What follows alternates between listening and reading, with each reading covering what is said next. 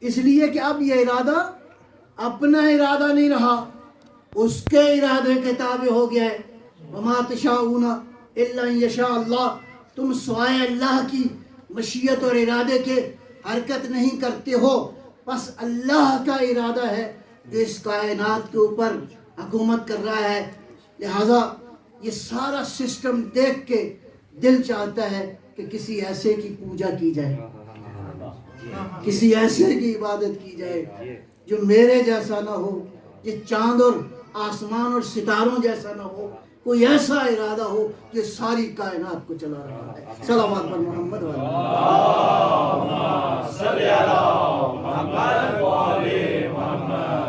دیکھیں دو چیزیں ہیں، ایک کو کہتے ہیں علت اور ایک کو کہتے ہیں معلول۔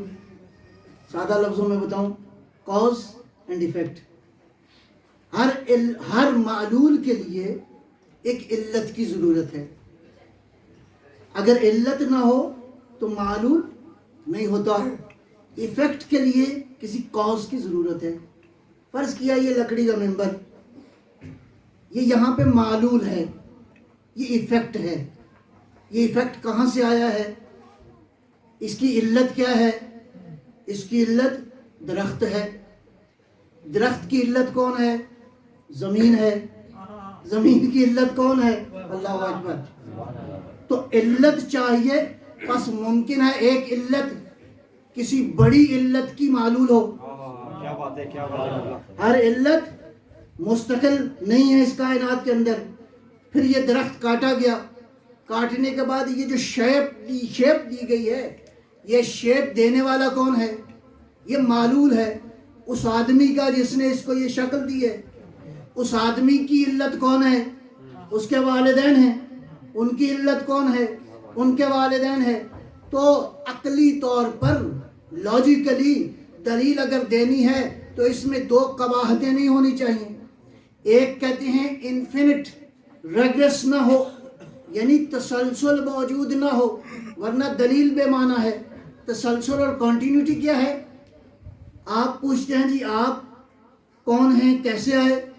کہا میری علت میرے والدین ہیں، ان کی علت ان کے والدین ہیں، ان کی کاز ان کے والدین ہیں۔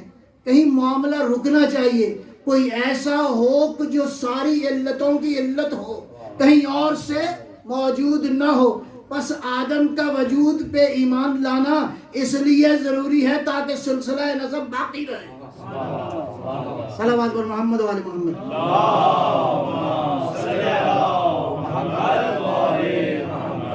تو انفینٹ ریگریس جو ہے وہ باطل ہے، بے معنی ہے۔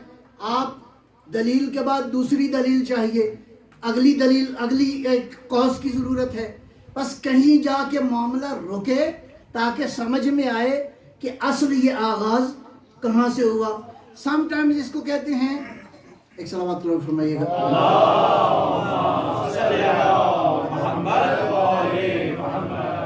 سم ٹائم اس کو کہتے ہیں کہ یہ دور ہے اور دور باطل ہے۔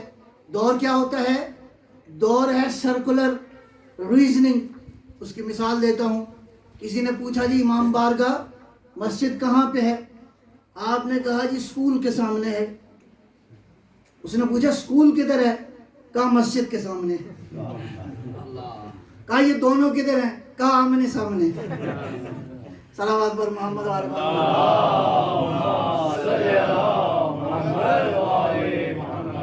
تو بات سمجھ میں آئی؟ کسی کو بات سمجھ میں نہیں آئی؟ تو دور باطل ہے۔ سرکولر ریزننگ جو ہے، جو گول ریزننگ ہو، وہ ریزننگ باطل ہے، کسی نتیجے پر نہیں پہنچتی۔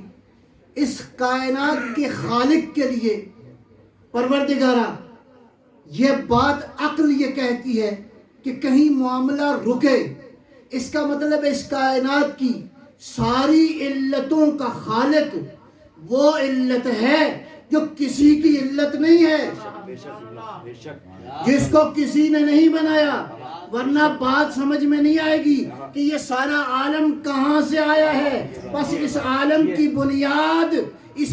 کی بنیاد مادہ نہیں ہے، وہ شعور ہے جس نے مادہ کو محمد صلوات.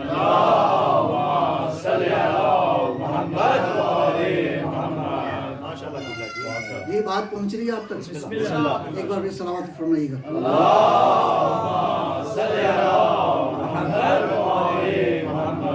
اور اس بے مثال نے، اور دیکھیے کہ معاملہ یہ ہے کہ کوئی چیز اس کی قیمت لگانی ہو، اس کو ایویلیویٹ کرنا ہو، تو دیکھیں گے اس کا مقصد خلقت کیا ہے. یہ میرے ہاتھ میں ٹیشو ہے، اس کی امپورٹنس کتنی ہے، اس کو ایویلیویٹ کریں آپ. کچھ زیادہ نہیں ہے، استعمال کیا اور آپ نے پھینک دیا، بس اس کی قیمت اتنی ہے. تھوڑا سا چلتے ہیں آگے. یہ جو مائک ہے آگے، اس کی قیمت میں اور اس کی قیمت میں کتنا فرق ہے؟ فرق ہے. کیوں؟ اس کا ہدف زندگی کچھ اور ہے، اس کا ہدف خلقت کچھ اور ہے. بس اسی طرح بڑھتے جائیں، اپنے گرد و پیش غور کریں. کچھ چیزیں ایسی ہیں، فرض کریں یہ موبائل آپ کے پاس ہے، ان سب کو اگر آپ کمپیئر کریں گے تو کس کی قیمت زیادہ ہے؟ دیکھیں گے ہدف خلقت کیا ہے، اس کی خلقت کا ہدف کیا ہے، کس مقصد کے لیے اس کو کریٹ کیا گیا ہے، انوینٹ کیا گیا ہے، بنانے والے نے اس کو بنایا کس مقصد کے لیے ہے. بس اگر آپ جاننا چاہیں، ایویلیویٹ کرنا چاہیں کسی کی قیمت کو، تو دیکھیں کس مقصد کے لیے خلق ہوئی ہے. اور اگر سمجھ میں نہ آئے، اگر کسی کو سمجھ میں نہ آئے کہ یہ جو فون میں نے خریدا ہے اس کو میں نے کیسے استعمال کرنا ہے، یہ گاڑی خرید تو میں نے لی ہے، مجھے معلوم نہیں کہ اس گاڑی کا مقصد کیا ہے، اس گاڑی کو کتنے بینیفٹس اس سے حاصل کیے جا سکتے ہیں، یا خالی صرف سواری کرنی ہے، تو اب کریں گے کیا؟ اب آپ کو اگر معلوم نہیں ہے تو پوچھیں گے کہاں سے؟ جہاں سے یہ میڈ ان ہو. تو جو ہے آپ کی جہاں کی میڈ ان ہو وہاں آپ رابطہ کریں گے. بس آپ کو یہ قانون تو سمجھ میں آ گیا. اگر کسی شے کی قیمت کو جاننا ہے، اگر کسی شے کی اہمیت کو جاننا ہے تو میڈ ان کا پتہ کرو. چائنا میڈ ان ہے، جاپان میڈ ان ہے، پاکستان میڈ ان ہے، یو کے میڈ ان ہے. انسان تیری قیمت میں پوچھنا چاہتا ہوں تو پوچھو جہاں کے میڈ ان ہو. جہاں کا میڈ ان ہے یہ انسان، وہ یہ کہتا ہے یہ سارا عالم ہم نے تمہارے لیے بنایا ہے. زمین کو ہم نے مسخر کر دیا، یہ آسمانوں کو ہم نے مسخر کر دیا. سورہ رحمان تو اس سے بڑی دعوت دے رہی ہے. یا معاشر الجن والانس، اے انسانوں اور جنوں، فانفذوا فی اقطار السماوات والارض، زمین و آسمان کی راہوں میں آ جاؤ، پینیٹریٹ کرو. اس کا مطلب ہے ناممکن کی دعوت نہیں دے، پروردگار ممکن کی دعوت دے رہا ہے. اگر یہ ممکن کی دعوت دے رہا ہے تو اس کا مطلب ہے تیری قیمت بالا تر ہے. تو ہے یہ جہاں ہے تیرے لیے، تو نہیں جہاں کے لیے. تجھے کس لیے بنایا ہے؟ وَاسْتَنَعْتُكَ لِنَفْسِي، یہ اعلان ہم بار بار کرتے ہیں، اِنَّا لِلَّهِ وَإِنَّا إِلَيْهِ راجعون.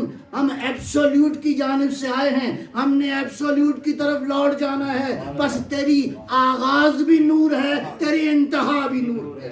نعرہ حیدری، محمد و آل محمد صلوات.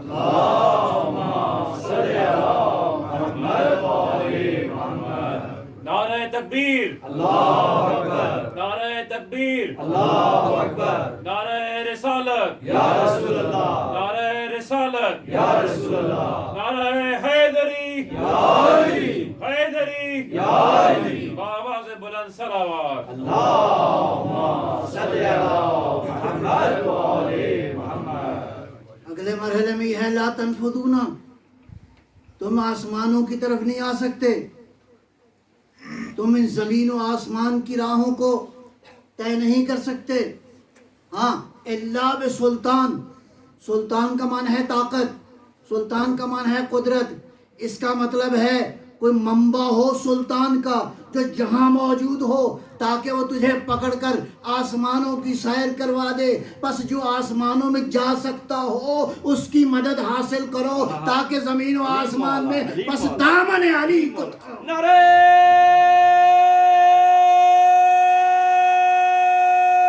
حیدری محمد و آل محمد صلوات. اللہم صلی علی محمد و آل محمد. اور دو طرح کے لوگوں کا تعارف کروایا ہے قرآن نے. صدیقین ہیں، مومنین ہیں، متقین ہیں، مقربین ہیں، صالحین ہیں، شہداء ہیں، اصحاب المیمنہ ہیں. اس کا مطلب ہے تم ان مرحلوں کو طے کر سکتے ہو. اس کے مقابلے میں اگر تم نے یہ پہچان حاصل نہیں کی کہ تم کہاں سے ہو، اسی لیے مولا کائنات امیر المومنین علی ابن ابی طالب علیہ السلام رحم اللہ عمران من عرف من این فی این و الی این. یہ جملہ ایسا ہے کہ جو زندگی کے سارے فلسفے کے اوپر حاوی ہے، حتیٰ آپ کی اپنی زندگی کے لیے، حتیٰ زندگی میں جو انسان جو کوئی بھی پلاننگ کرنا چاہتا ہے. یہ تین بنیادی ڈائمنشنز ایسی ہیں کہ مولا نے فرمایا رحم اللہ عمران، اللہ اس شخص پر رحم کرے. یہ دعا ہے. وہ شخص کامیاب ہے جو ان تین چیزوں کو جانتا ہو. رحم اللہ عمران، اللہ اس انسان کے حالات پہ رحم کرے، یعنی اللہ اسے کامیاب کرے جو یہ جانتا ہو، یہ جو معرفت رکھتا ہو. کیا؟ من اینا، کہاں سے ہے، فی اینا، کہاں پہ ہے، الی اینا، منزل کون سی ہے. بس یہ تین اصول جاننا ضروری ہے. بس کچھ لوگ اس مرحلے میں آ کر انہوں نے جو راستہ انتخاب کیا وہ متقین کا تھا، صالحین کا تھا، وہ شہداء کا تھا، وہ مقربین کا تھا. اس کے مقابلے میں کیا ہیں؟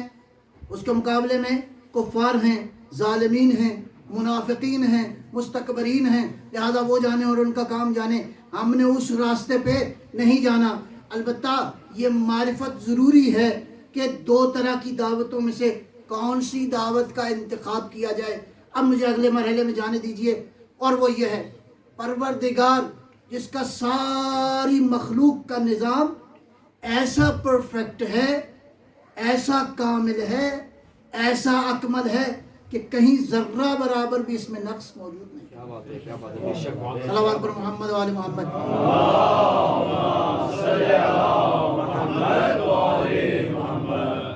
یہ جو کائنات کے اندر جو کچھ ہو رہا ہے یہ بغیر پلاننگ کے نہیں ہو رہا، یہ بغیر کسی منصوبے کے نہیں ہو رہا.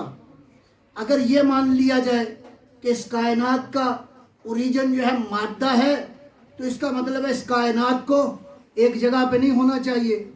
اس کا مطلب ہے زندگی کا کوئی ہدف نہیں ہے، زندگی کی کوئی اہمیت ہی نہیں ہے، اور انسان کی بھی کوئی قیمت نہیں ہے. انفارچونیٹلی رینیسنس جو ادھر ویسٹ میں آئی، رینیسنس کی موومنٹ تقریباً 300 سال پہلے، اس کے نتیجے میں ہوا یہ کہ بنیادی طور پر اہل دین کی حرکتوں کی وجہ سے دین کے خلاف ایک تحریک اٹھی.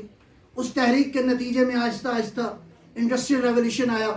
آہستہ آہستہ انسان نے سوچا کہ مجھے عالم بالا سے رابطے کی ضرورت ہی نہیں ہے، مجھے کسی وحی پہ ایمان لانے کی ضرورت ہی نہیں ہے. دین جو ہے بنیادی طور پر جو ہے وہ انسان کا پرسنل میٹر ہے. لہٰذا انسان اپنی عقل کے بل بوتے کے اوپر اپنی زندگی کو مینیج کر سکتا ہے. لہٰذا صنعتی ترقی کا یہ سلسلہ جاری ہوا، لیکن ابھی کنفیوژن کا شکار ہے، ابھی مشکل کا شکار ہے. ابھی بشر اس وقت پریشانی کا شکار ہے کہ میری مشکلات کا حل کیا ہوگا. لہذا تجھے دوبارہ لوٹ جانا ہے اس عقیدے کی طرف، اس منزل کی طرف، تاکہ تیرا کنیکشن جو ہے اس زمین سے نہیں بلکہ زمین کے ساتھ بھی ہو اور آسمانوں کے ساتھ ہو. صلوات پر محمد و آل محمد.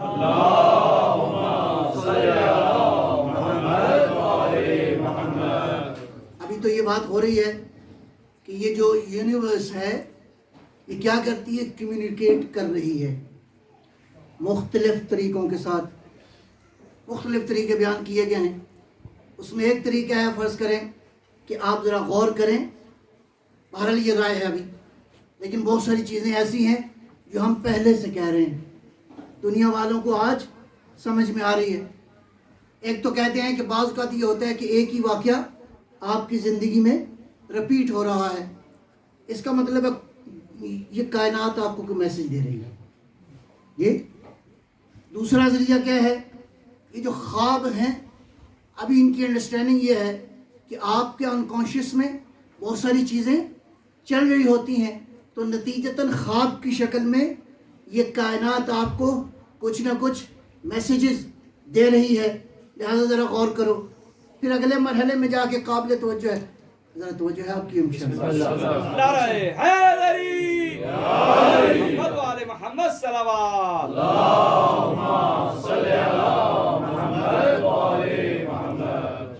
توجہ چاہتا ہوں اس نقطے پہ. وہ یہ کہتے ہیں کہ پیٹرنز آف نمبرز، یہ مسلسل اس کائنات کے اندر آپ کو میسج دے رہے ہیں. اب یہ تو ہم کب سے کہہ رہے ہیں کہ نمبر جو ہیں یہ بے قیمت نہیں ہیں. اللہ نے اگر کسی نمبر کو کوئی اہمیت دی ہے تو اس کائنات میں اس کی قیمت ہے. اسی طرح 5 کی قیمت ہے، 7 کی قیمت ہے، 12 کی قیمت ہے، 14 کی قیمت ہے. بلکہ میں ابھی تفصیل میں نہیں جاؤں گا. جاؤ جا کے اس کائنات کا جو ابتدائی ترین ذرہ ہے اس کی کمبینیشن کو جو تازہ معلومات آئی ہیں، atom with its particles, atom اپنے وجود کے اندر اگر آج ایگزسٹ کر رہا ہے تو یہ تازہ ترین معلومات ہیں. یہ 5 اور 12 کی کمبینیشن سے نعرہ حیدری، محمد و آل محمد صلوات.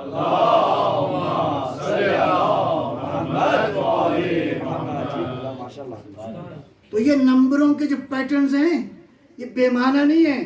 خالق نے ان کو ایسے ہی 5 نہیں بنایا. خالق نے اس 5 کو کس انداز سے اس کائنات میں خلق کیا ہے. لہذا 12 ہو یا 14 ہو، 5 ہو یا 7 ہو، ان نمبرز کے پیٹرنز آپ کو کوئی دعوت دے رہے ہیں، دعوت فکر دے رہے ہیں. یہ 5 انگلیاں بالآخر کیوں ہیں؟ یہ 5 کا نمبر اہمیت کیا رکھتا ہے؟ یہ 7 کا نمبر کیوں اہم ہے؟ یہ سوائے مثانی کا ذکر قرآن میں کیوں کیا گیا ہے؟ یہ نمبرز کوئی آپ کو میسج دے رہے ہیں. اے صاحب عقل و خرد لوگ، ان نمبروں کے اوپر غور کرو. آگے چلتے ہوئے کہتے یہ ہیں کہ اس کائنات کے اندر کو بعض اوقات ایسا ہوتا ہے کہ پے در پہ آپ کی زندگی میں کچھ واقعات ہو رہے ہیں، اگر ان کو جوڑو تو کائنات تمہیں کوئی میسج دے رہی ہے. اسی طرح اگلے مرحلے میں جا کے کہتے ہیں ایک طریقہ یہ بھی ہے کہ آپ دیکھ رہے ہیں کوئی چیز ٹوٹ رہی ہے، کوئی چیز آپ فائنڈ کر رہے ہو، کوئی چیز آپ لوز کر رہے ہو. You are losing, you are finding, you are breaking. یہ جو توڑ پھوڑ کا عمل ہو رہا ہے یہ بے معنی نہیں ہے، کوئی میسج دے رہا ہے تمہیں. صلوات پر محمد و آل محمد.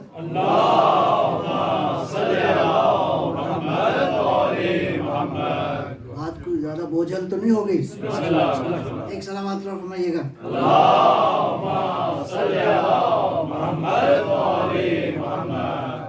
حسین کے درسگاہ کا یہی کمال ہے. اس درسگاہ میں عام تو یونیورسٹیوں میں کیا ہوتا ہے، جائیں تو پہلے پوچھتے ہیں جناب ایج کتنی، کون سی کلاس میں داخلہ لینا ہے، ہاں جی کس لیول پہ آپ نے داخلہ لینا ہے. حسین کی یونیورسٹی ایسی ہے کہ جس میں بچے بھی آتے ہیں، بڑے بھی آتے ہیں. صلوات پر محمد و آل محمد.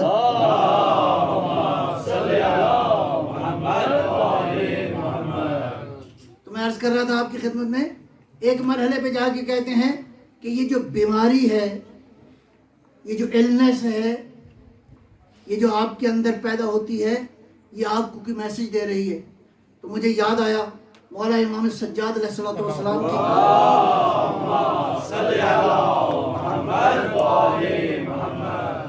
دعا کا وہ جملہ کہ پروردگار صحت پہ تیری تعریف کروں یا بیماری پہ تیری تعریف کروں. اللہ اکبر. اگر اس کی طرف سے ہے تو اس کا مطلب ہے خیر کا پہلو ہے. البتہ شریعت یہ نہیں کہتی کہ چھوڑ دو ایسے ہی، نہیں، احتیاط اپنی جگہ پر کرو، لیکن احتیاط کے ساتھ ساتھ سمجھو کہ اس کی جانب سے آئی ہے. لہذا بعض اوقات یہ بیماریاں، یہ مشکلات، یہ پریشانیاں آتی ہیں مومنین کے درجات کو بلند کرنے کے لیے اور دوسروں کو ادب سکھانے کے لیے. صلوات پر محمد و آل محمد.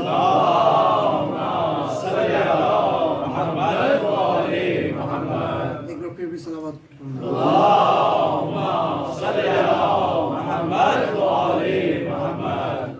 اب آگے اگلا مرحلہ یہ ہے، ہم آگے اس دنیا کے اندر، اور اس دنیا میں آنے کے بعد پروردگار نے ہدایت کے مختلف انتظام فرما دیے. اس میں ایک مرحلے پر علماء یہ کہتے ہیں روایات کی روشنی میں ایک پیغمبر اللہ نے اندر رکھا ہے، اس کو پیغمبر باطنی کہتے ہیں، اور وہ کیا ہے؟ انسان کی عقل ہے. یہ عقل جو ہے انسان کی ہدایت کے لیے، البتہ یہ عقل ایک مرحلے تک ہدایت کر سکتی ہے، اور وہ جو قرآن دعوت دے رہا ہے آ جاؤ آسمانوں میں، اس کے لیے اگلے مرحلے کی ہدایت کی ضرورت ہے. اور وہ مرحلہ کس کا ہے؟ وہ وحی الہی کا ہے. اب وحی کے بھی مدارج مختلف ہیں جو قرآن کریم میں بیان کیے ہیں. ایک صلوات پڑھے میں تاکہ بیان کروں.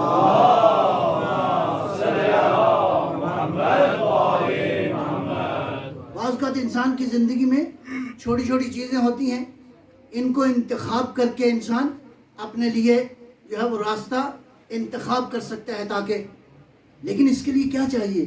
اس کے لیے کوشش کی ضرورت ہے، اس کے لیے اسٹرگل کی ضرورت ہے، اس کے لیے جو اندر کی بیماریاں ہیں ان کو دور کرنے کی ضرورت ہے. یہ آپ ڈیوائسز کے اوپر وہ کرتے ہیں نا ڈیلیٹ کچھ چیزیں ہیں، ڈیلیٹ نہ کریں تو کیا ہوتا ہے؟ سسٹم کرپٹ ہو جاتا ہے نا. لہٰذا کبھی کبھی اندر سے بھی کچھ نہ کچھ چیزیں ڈیلیٹ کرنی چاہیے. صلوات علی محمد و آل محمد.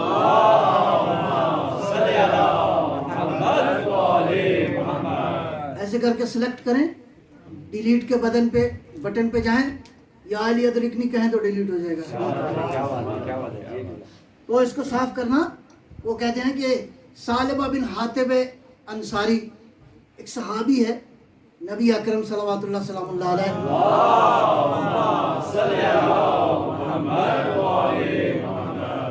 کی خدمت میں آیا، کہا یا رسول اللہ میں بڑا غریب ہوں تو دعا فرمائے میرے لیے.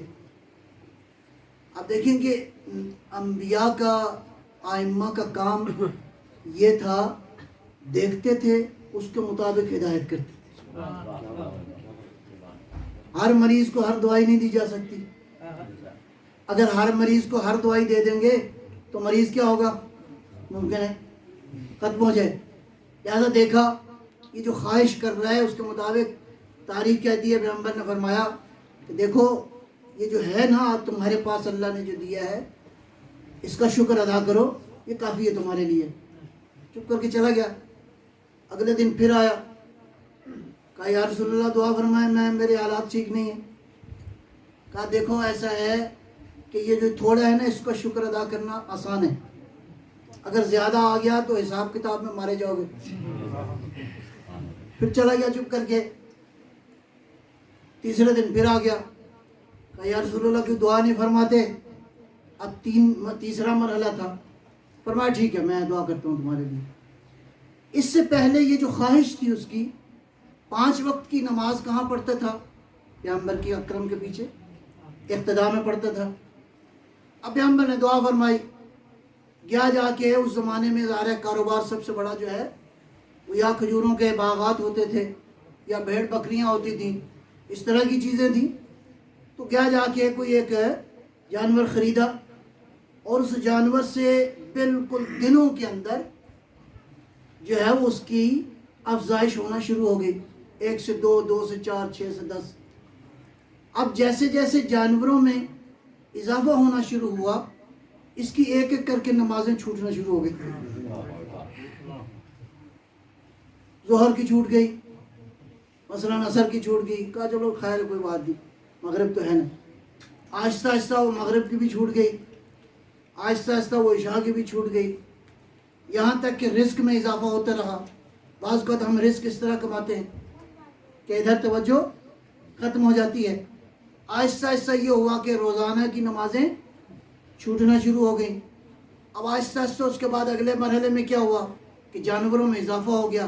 اب مدینے سے باہر جو ہے نا ایک مثلاً فرض کرو 1 مربع زمین خرید لی اور یہ سارے جانور وہاں پہ لے گیا. اب ہر جمعے کو آتا تھا. کہاں جو ہے وہ ہر دن پیغمبر کے پیچھے جا کے نماز پڑھتا تھا.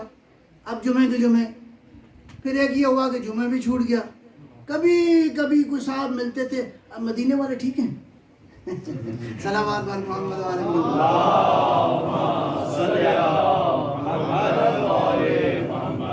مومنین ایک دوسرے کے کیا ہیں؟ سرپرست ہیں. یہ کیا کرتے ہیں؟ ایک دوسرے کو نیکی کا حکم دیتے ہیں اور برائی سے روکتے ہیں. سرپرست کون ہوتا ہے؟ Who is the guardian? What's the definition of guardian? Guardian یہ نہیں ہوتا 2 سال بعد فون کرے ہیلو السلام علیکم کیا صلوات بر محمد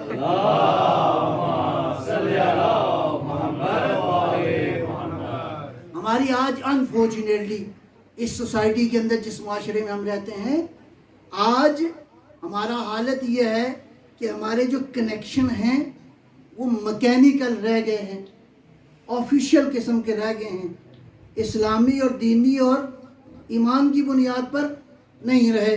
میں توجہ دلا رہا ہوں, قرآن کہتا ہے کہ فَاصْبِرُوا وَصَابِرُوا وَرَابِطُوا, ایک دوسرے کے رابطے میں رہو. رابطہ آج رابطہ ایسے ہی ہے جیسے آپ ایسے کریں کہ ایک پارکنگ میں فرض کرو 1000 گاڑیاں کھڑی ہیں, ایک دوسرے کے قریب ہیں نا قریب, لیکن نہیں ہے قریب, اس لیے کہ ہر کی منزل جدا ہے, ہر کا قبلہ جدا ہے, ہر ایک کا چلانے والا جدا ہے. یہ اس لیے قریب بھی ہیں اور قریب بھی نہیں ہیں. ان کے بدن قریب ہیں, ان کے خالی بدن قریب ہیں. انسان خالی بدن نہیں ہے, بدن کے علاوہ انسان کو اللہ نے ایموشنز کے ساتھ خلق کیا ہے. پس ایک دوسرے سے مربوط رہو, بے الفاظ دیگر ایک دوسرے کو ٹائم دو, گویا اس طرح مربوط رہو تمہاری نیکی میں معاون ہو, تمہیں برائیوں سے روکتے رہیں. صلوات بر محمد وعلی محمد.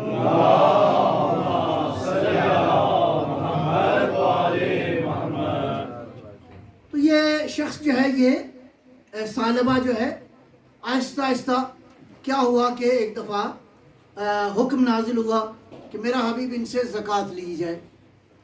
زکوٰۃ کا حکم آ گیا اور 2 افراد کو بھیجا, کہا کہ فلاں فلاں فلاں سے زکوٰۃ لے کر آؤ. اب اس کے پاس آ گئے, کہا وہ پیغمبر نے فرمایا کہ زکوٰۃ, کہا یار وہ ایسا ہے کہ تم کہیں اور سے ہو, ایسے بھی کرتے ادھر سے ہو پھر بعد میں میرے پاس آنا, میں جب تک سوچتا ہوں. گئے 2-4 آدمیوں سے وہ زکوٰۃ اکٹھی کی اور ایک آدمی جو ہے اس نے کے پاس زکوٰۃ لینے گئے تو کہا کہ تمہاری زکوٰۃ جو ہے وہ ایک اونٹ بنتا ہے. وہ بھاگتا ہوا گیا, کہا کہ بہترین اونٹ میں انتخاب کروں تاکہ پیغمبر بھی خوش ہوں اور خدا بھی خوش. وہ ایک اونٹ انتخاب کیا, دیا. بہرحال مختصر یہ کہ دوبارہ گئے, دوبارہ اس نے جو ہے وہ لیتا اللہ کیا اور بالآخر زکوٰۃ نہیں دی. اس کے بعد یہ ہوا, تاریخ یہ کہتی ہے کہ دوبارہ اللہ نے پیغام بھیجا جس میں فرمایا کہ یہ شخص جو لوگ کہتے ہیں پہلے کہ ہم قربان, ہماری جان قربان, ہم آپ کے صدقے ہماری ہر شے قربان, جب وقت آتا ہے تو آہستہ آہستہ پیچھے ہٹ جاتے ہیں. یہ لوگ, ان کا ایمان ثابت نہیں ہے, یہ لوگ کافر ہیں. اس آیت کے آنے کے بعد اس ثعلبہ کا ایک جاننے والا یہاں موجود تھا, بھاگتا ہوا گیا, کہا کہ یہ آیت جو آئی ہے اس کا میسج یہ ہے. اب گھبرا کے آیا پیغمبر کی خدمت کا, یا رسول اللہ میں زکوٰۃ دیتا ہوں. فرمایا مجھے خدا نے منع کیا ہے, میں تمہاری زکوٰۃ قبول نہ کروں. صلوات بر محمد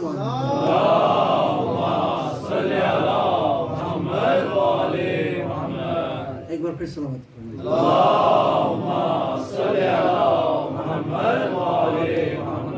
بس عزیزان, ضرورت ہے اس بات پہ غور کیا جائے کہ یہ ایمان سلامت رہے اور اس راستے پہ قائم رہیں جو راستہ حسین کا راستہ, جو راستہ اہل بیت کا راستہ ہے. ان میں کوئی کمی نہیں ہے, ادھر سے کوئی کمی نہیں ہے, کمی لینے والوں میں ہے. میں عرض کیا آپ کی خدمت میں، اللہ نے ہدایت کا نظام کامل بنایا ہے۔ میں یہاں ایک ٹچ دے کے اپنی بات کو لے جاؤں گا نتیجے کی طرف۔ یہ روایت معروف ہے، کیا؟ انی تارکن فیکم الثقلین، کتاب اللہ ہے و عطرتی۔ اس حدیث مبارکہ پہ اگر غور کریں تو پیغمبر نے بہت ساری چیزوں کو نسبت دی ہے، بہت انداز سے پیغمبر نے اپنی طرف نسبت دی ہے۔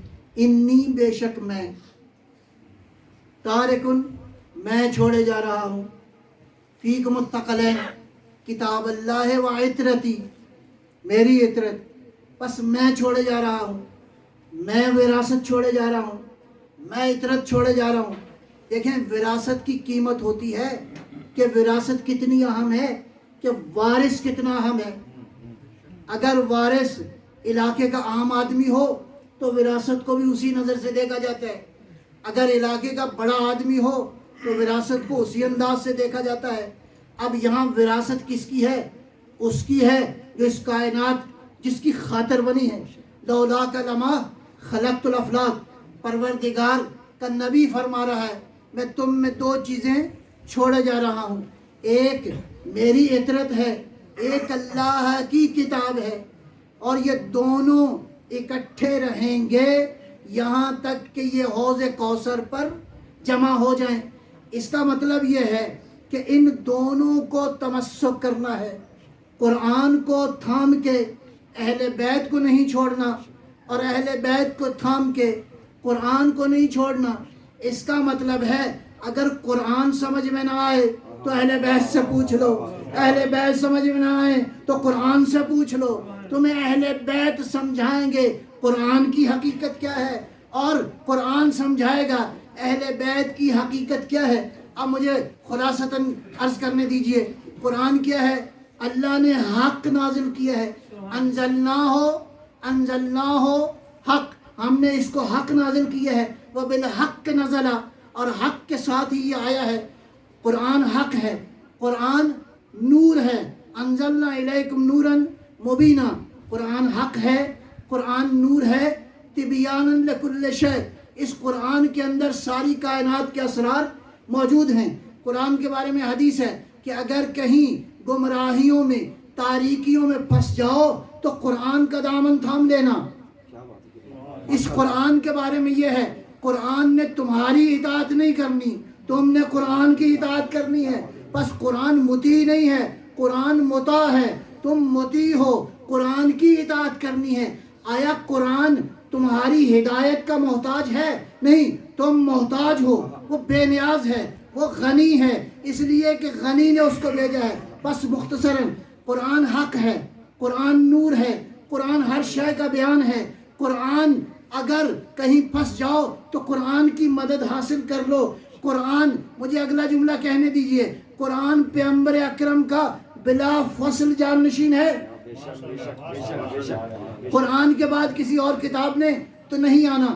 یہ قرآن جو ان اوصاف کے ساتھ آیا ہے، پس اہل بیت اسی وقت قرآن کے ساتھ ساتھ ہدایت کر سکتے ہیں جب ان اوصاف کے ساتھ متصف ہوں۔ قرآن حق کے ساتھ اللہ فرماتا ہے ہم نے نازل کیا، پس ہونا چاہیے کوئی ایسا ہو، میں کہوں گا اس سے بالاتر ایک بات سمجھ میں آ رہی ہے۔ کیا کہا؟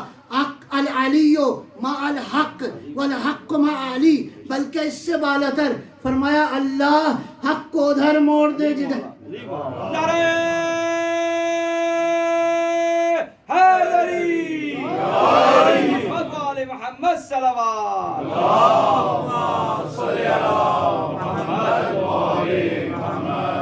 نعرہ حیدری،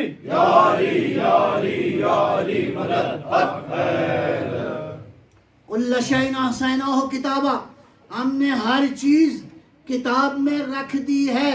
پس وہی جو اس کتاب کی حقیقت کو جانتا ہے وہ کون ہوگا؟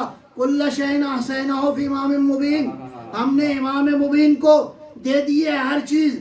اگر یہ قرآن ھدی للمتقین ہے تو تو مقابلے میں وہی ہدایت کرے گا جو امام المتقین ہے۔ اگر یہ قرآن جس کے فضائل ختم نہیں ہو سکتے، خود قرآن نے بیان کیا کہ اگر یہ دنیا کا سمندر 7 برابر ہو جائے، یہ پانی تھوڑا نہیں ہے لیکن اگر یہ 7 برابر ہو جائے، 7 ابحرن، یہ 7 برابر ہو جائے، یہ سارے کا سارا سیاہی بنے، جن و بشر اس کے لکھنے والے ہوں، دنیا کی درخت قلم بن جائیں، قرآن یہ کہہ رہا ہے کہ یہ سیاہیاں ختم ہو جائیں گی، میرے فضائل ختم نہیں ہوں گے۔ نعرہ حیدری، علی محمد و آل محمد۔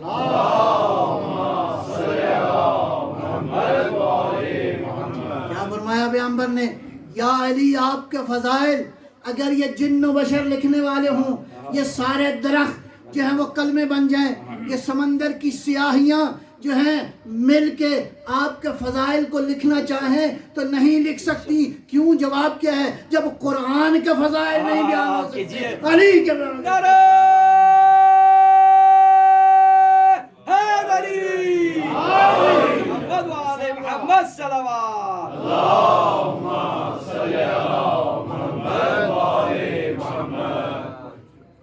بس ہدایت کامل کی ضرورت ہے، ہدایت غیر ناقص کی ضرورت ہے۔ بس جب تک قرآن ہے، انی تارکن فیکم الثقلین کتاب اللہ و عطرتی، اور یہ دیکھو یہاں لفظ ثقلین استعمال ہوا ہے۔ ثقل کہتے ہیں بھاری کو، وزندار کو۔ قرآن ثقیل ہے، خود قرآن نے ارشاد فرمایا سنلقی علیک قولا ثقیلا، اے حبیب ہم نے آپ پر قول ثقیل کو نازل کیا ہے۔ بلکہ یہ بھی موجود ہے کہ اگر ہم اس قرآن کو پہاڑوں پہ نازل کرتے تو یہ پہاڑ ریزہ ریزہ ہو جاتے۔ پہاڑ آپ کو سمجھانے کے لیے ہے، پہاڑ اس لیے کہ آپ کی نظروں میں طاقت کا بہت بڑا سرچشمہ ہے۔ نہیں، قرآن کی ساری حقیقت، اگر قرآن اپنی حقیقت میں نازل ہو جائے تو پہاڑ نہیں، یہ کائنات تحمل نہیں کر سکتی۔ جب قرآن کی حقیقت کو یہ کائنات تحمل نہیں کر سکتی تو علی کی ولایت کو کون ڈر؟ نعرہ حیدری، محمد و آل محمد صلوات۔ نعرہ حیدری، یا علی یا علی یا علی مدد حق۔ بس عزیزو، آج کی گفتگو اسی مرحلے پہ پہنچی کہ اگر خود بے مثال بننا ہے تو ان کا دامن تھام لو جو بے مثال، ماشاءاللہ۔ ان بے مثال ہستیوں میں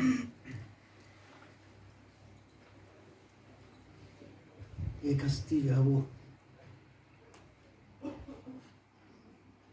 کربلا کا خالق حسین۔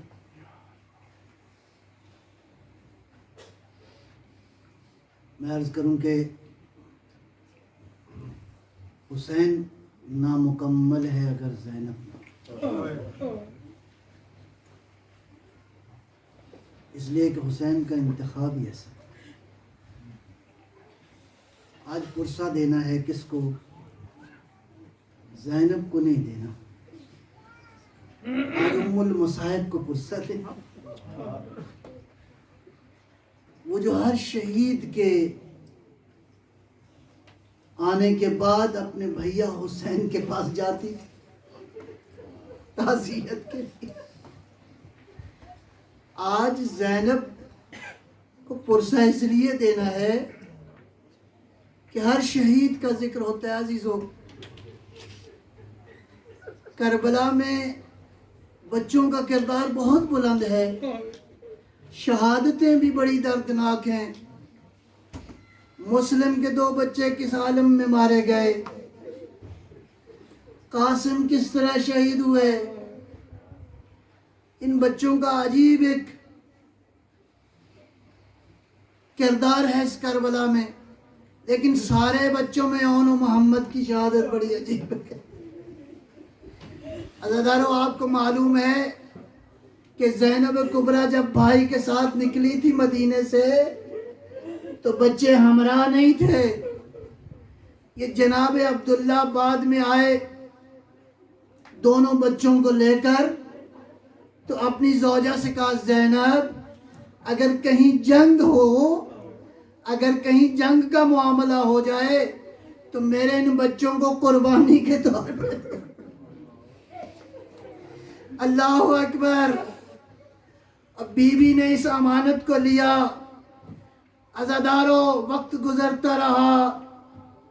پہنچی کیا شب عاشور. یہ آخری رات ہے.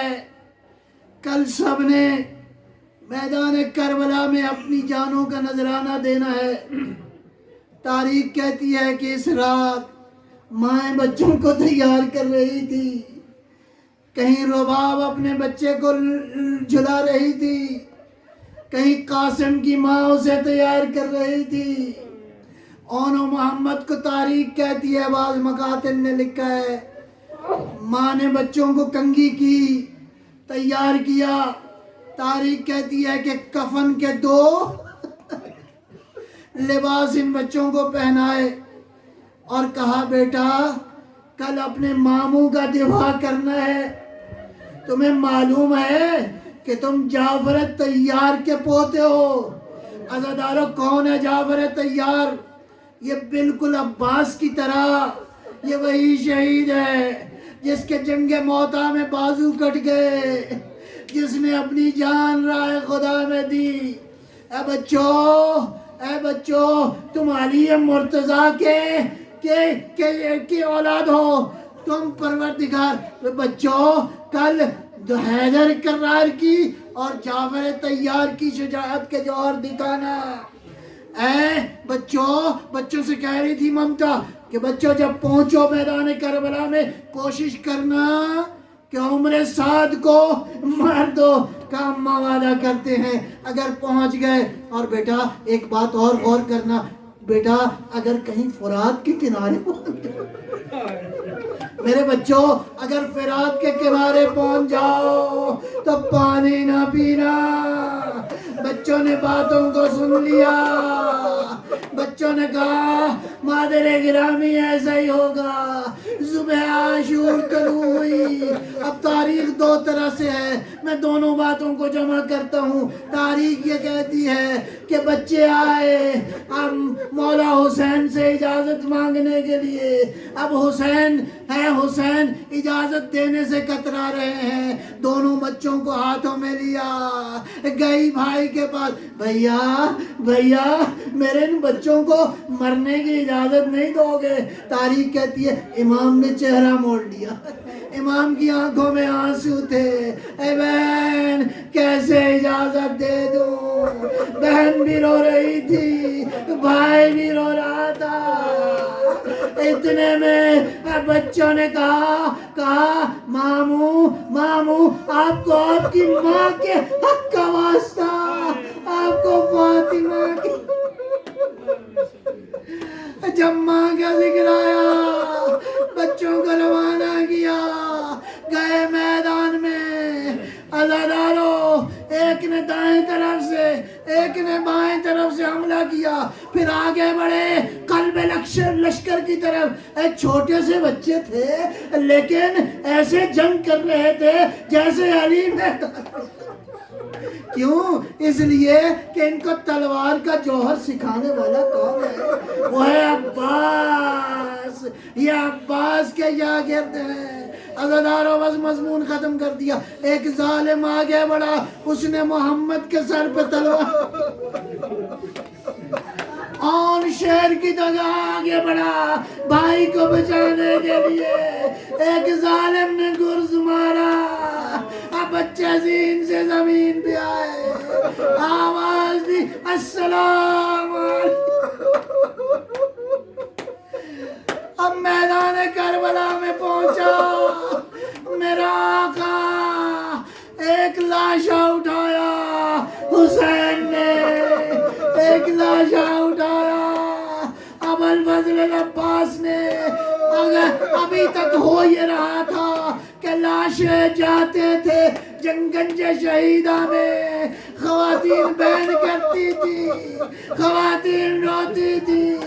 اور جملہ سنو گے مقاتل کا، جملہ زدہ یہ ہے جیسے ہی لاشیں پہنچے زینب کبریٰ سجدے میں گری. سجدت امہما شاکرۃ لشہادتہما، پروردگارا تیرا شکر ہے تو نے میری قربانی کو.